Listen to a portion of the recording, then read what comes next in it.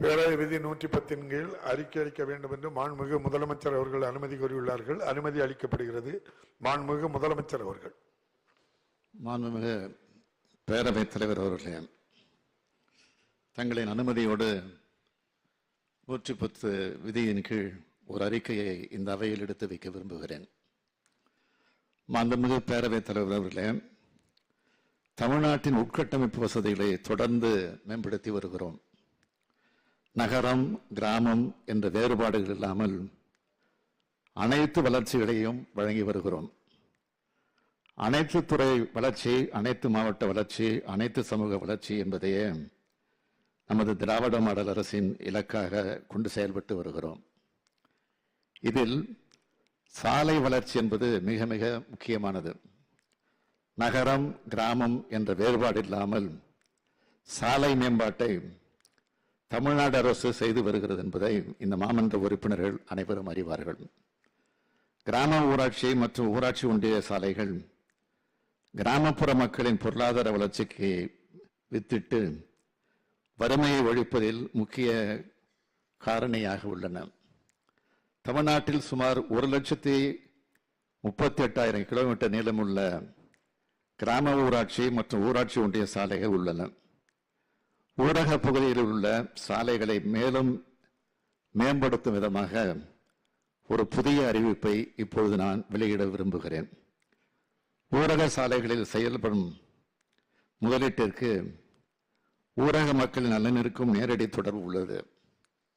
சாலைகளின் உட்கட்டமைப்பு மற்றும் போக்குவரத்து சேவைகளின் மேம்பாடு என்பது ஊரக பகுதிகளில் வணிக செயல்திறனை அதிகப்படுத்துகிறது.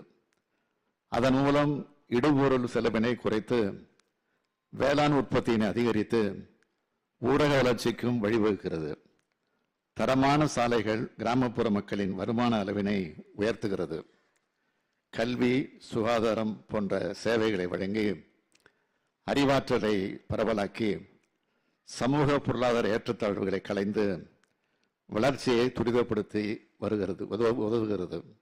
எனவேதான் பேருந்து செல்லக்கூடிய சாலைகள், குக்கிராமங்களை இணைக்கும் முக்கிய சாலைகள், பல்வேறு முக்கிய சேவைகளை கிராமங்களுடன் இணைக்கும் சாலைகள் போன்றவற்றை மேம்படுத்துவதற்கு நமது அரசு தொடர்ந்து முன்னுரிமை அளித்து வருகிறது.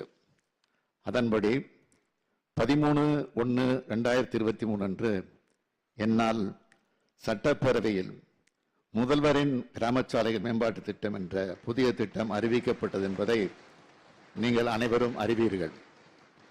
இந்த திட்டத்தின் கீழ் கடந்த 2 ஆண்டுகளில் 10,000 கிலோமீட்டர் நீளமுள்ள ஊராட்சி சாலைகள், ஒன்றிய சாலைகள் மற்றும் கிராம ஊராட்சி சாலைகளை மேம்படுத்த 4,000 கோடி ரூபாய் ஒதுக்கீடு செய்யப்பட்டது. இதன்படி தற்போது வரை 8,120 கிலோமீட்டர் நீளமுள்ள ஊரக சாலை பணிகள் முடிக்கப்பட்டுள்ளன என்பதை மகிழ்ச்சியுடன் தெரிவித்துக் கொள்கிறேன். முதல்வரின் கிராம சாலைகள் மேம்பாட்டு திட்டம், நபார்டு ஊரக உட்கட்டமைப்பு வளர்ச்சி நிதி, பிரதம மந்திரி கிராம சாலை திட்டம், நகர்ப்புறத்தை ஒட்டியுள்ள கிராமங்களில் சாலைகள் மேம்பாட்டு திட்டம் ஆகியவற்றின் கீழும் கடந்த 3 ஆண்டுகளில் மொத்தம் 16,596 கிலோமீட்டர் நீளமுள்ள சாலைகள் மற்றும் 425 உயர்மட்ட பாலங்கள் அமைக்க திட்ட அனுமதி வழங்கப்பட்டுள்ளது. இதன் மொத்த மதிப்பு 9,324 கோடியே 49 லட்சம் ரூபாய். இதனை தொடர்ந்து செயல்படுத்த திட்டமிட்டுள்ளோம். வருகின்ற 2 ஆண்டுகளில் முதல்வரின் கிராம சாலை மேம்பாட்டு திட்டத்தின் மூலம் கூடுதலாக மேலும் 10,000 கிலோமீட்டர் நீளமுள்ள ஊரக சாலைகள் 4,000 கோடி ரூபாய் மதிப்பீட்டில் மேம்படுத்தப்படும் என்பதை என் மன்றத்துக்கு மகிழ்ச்சியோடு தெரிவித்து அமைகிறேன்.